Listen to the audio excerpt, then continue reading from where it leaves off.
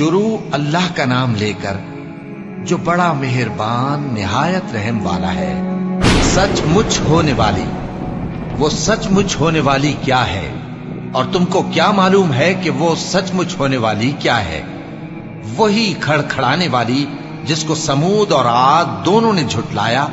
سو سمود تو زبردست زلزلے سے ہلاک کر دیے گئے، رہے عاد تو ان کو نہایت زوردار آندھی سے تباہ کر دیا گیا۔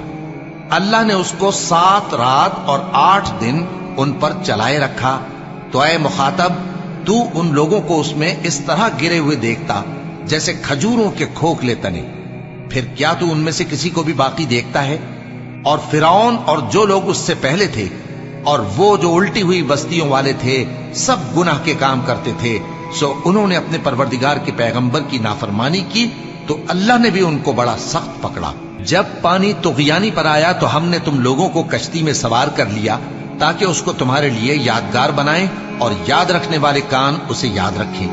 پھر جب سور میں ایک بار پھونک مار دی جائے گی اور زمین اور پہاڑ دونوں اٹھا لیے جائیں گے، پھر ایک بار ہی توڑ پھوڑ کر برابر کر دیے جائیں گے، تو اس روز ہو پڑنے والی یعنی قیامت ہو پڑے گی، اور آسمان پھٹ جائے گا تو وہ اس دن کمزور ہوگا، اور فرشتے اس کے کناروں پر ہوں گے، اور تمہارے پروردگار کے عرش کو اس روز 8 فرشتے اپنے اوپر اٹھائے ہوں گے۔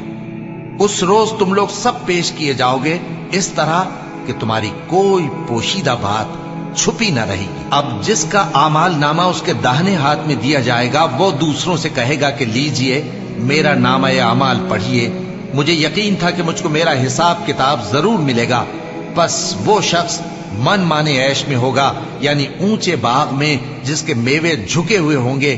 ان سے کہا جائے گا کہ جو اعمال تم ایام گزشتہ میں آگے بھیج چکے ہو، ان کے عوض مزے سے کھاؤ اور پیو۔ اور جس کا نامہ اعمال اس کے بائیں ہاتھ میں دیا جائے گا تو وہ کہے گا اے کاش مجھ کو میرا اعمال نامہ نہ دیا جاتا اور مجھے معلوم نہ ہوتا کہ میرا حساب کیا ہے۔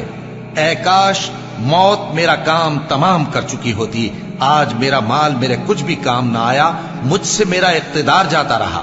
حکم ہوگا کہ اسے پکڑ لو، اب اسے طوق پہنا دو، پھر دوزخ کی آگ میں اسے جھونک دو، پھر زنجیر سے جس کی لمبائی 70 گز ہے جکڑ دو۔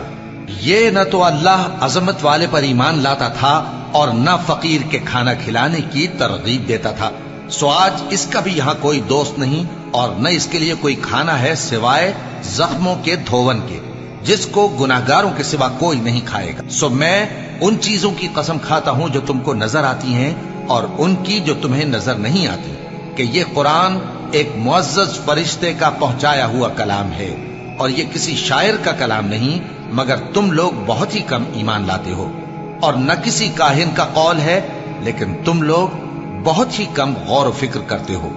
یہ رب العالمین کا اتارا ہوا ہے، اور اگر یہ پیغمبر ہماری نسبت کوئی بات جھوٹ بنا لاتے تو ہم ان کا داہنا ہاتھ پکڑ لیتے، پھر ان کی رگے گردن کاٹ ڈالتے، پھر تم میں سے کوئی ہمیں اس سے روکنے والا نہ ہوتا۔